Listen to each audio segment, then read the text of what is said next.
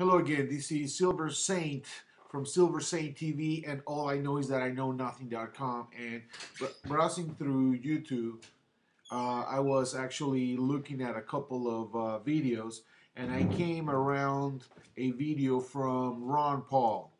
And I have to be honest with you, I'm pretty much a liberal. But to define Silver Saint would be, let's say, fiscally Republican, socially Democrat, and sexually liberal. That's who the Saint is.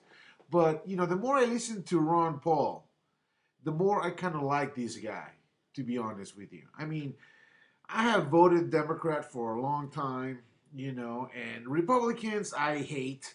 But Ron Paul, even though he's a Republican, he's really not a Republican.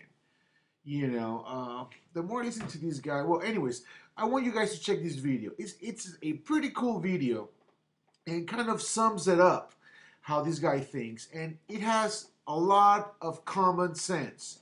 And if you don't get these, you should not be voting.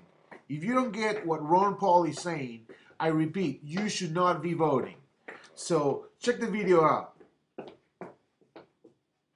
Allowed to do this? Why do we have a CIA that gets involved in overthrow of governments, rigging elections around the world? Then we sit back and we wonder, why do they hate us? Because we're involved and we're bombing and killing people.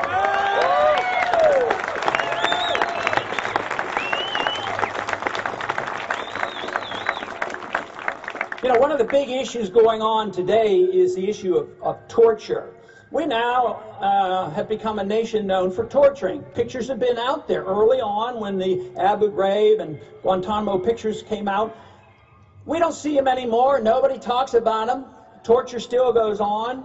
We farm it out to other countries. But those pictures circulate around the Muslim world.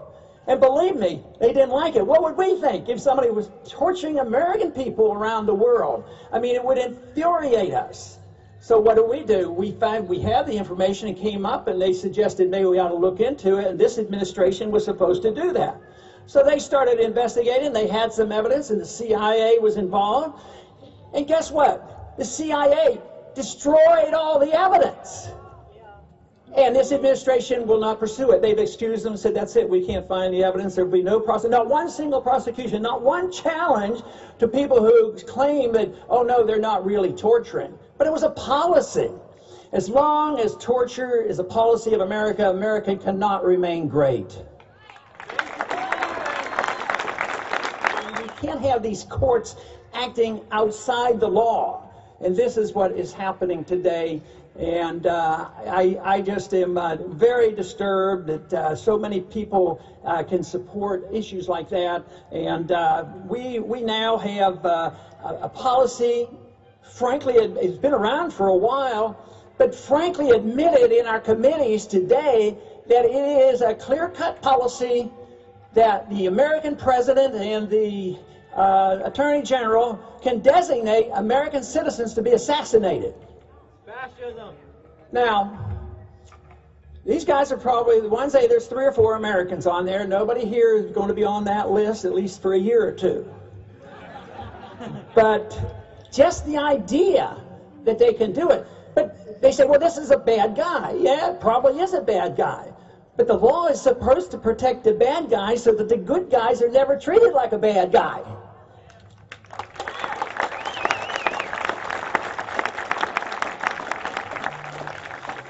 But what they want to protect are secret prisons and the secret judicial system at the military courts, and they don't want to lose their ability to torture. Now, the reason the individual wasn't convicted on more crimes this week was because all the information came from torturing the guy.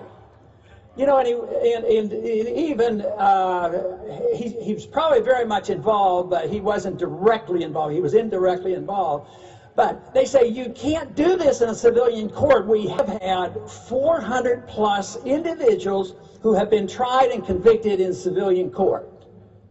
And there have been 4 convicted in military courts. And then the clamor now is, no, we can't depend on civilian courts. We have to have military courts. very, very bad precedent, and we must be, aware of this so that we hopefully can get this stopped. Talking about giving sovereign immunity to our government officials, and I would remove it all, but what about giving immunity to the whistleblowers? They're the ones who need the immunity. We have a few brave souls, especially in the foreign policy area. It came up in Vietnam. It's come up more recently, Wikileaks.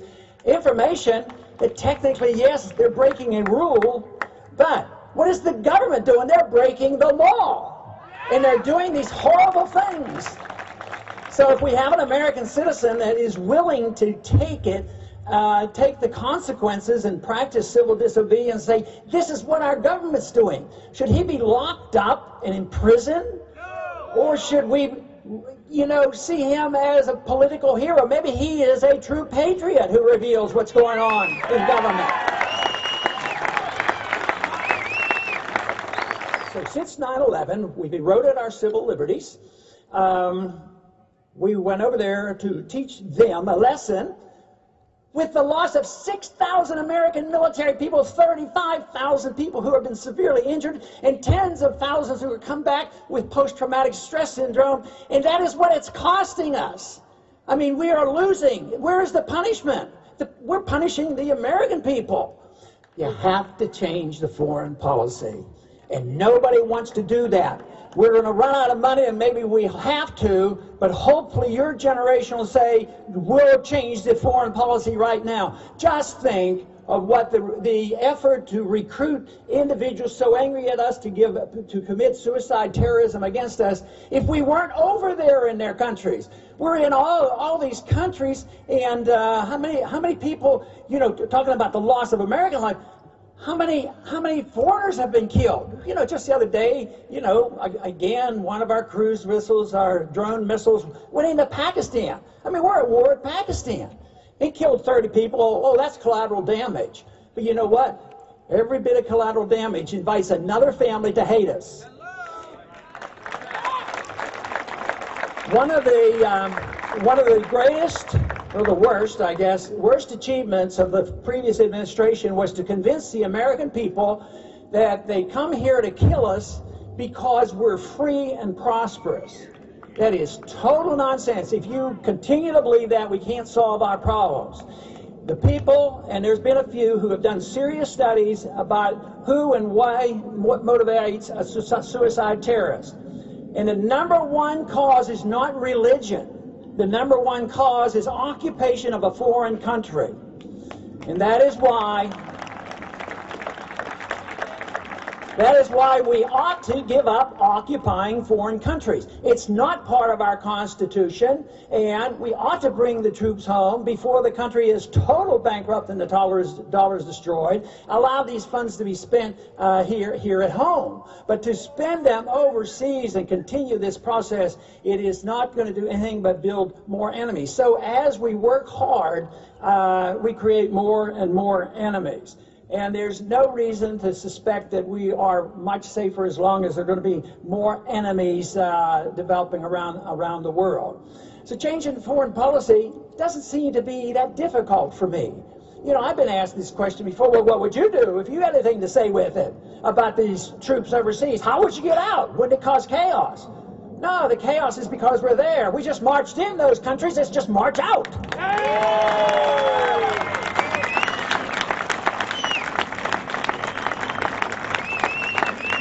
This is before 9/11, we were spending $40 billion on intelligence gathering. And they had a lot of information gathered to indicate that there was enough information to get fair warning. I mean, what's the CIA supposed to do? They're supposed to give us intelligence maybe to protect us, but they ignore that and they go off and fix elections and get involved in starting new wars. So this to me is something that we all should be able to rally around and say that we will not put up with it any longer. The attitude that it is now permissible to have preventive war. Preventive war is aggression. America is not about aggression.